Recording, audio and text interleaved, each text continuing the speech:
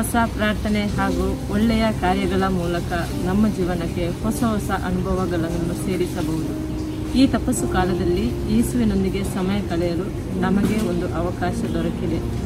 ಈ ಅವಧಿಯಲ್ಲಿ ಯೇಸುವಿನ ಕಷ್ಟ, ಮರಣ ಹಾಗೂ ಪುನರುತ್ಥಾನವನ್ನು ನಾವು ಜೀವಿಸಲು ನಮಗೆ ಒಂದು ಅವಕಾಶ ದೊರಕಿದೆ. ಈ ವರಕ್ಕಾಗಿ ಬೇಕಾದ ದೇವರ ಅನುಗ್ರಹವನ್ನು ಬೇಡಿಕೊಳ್ಳೋಣ.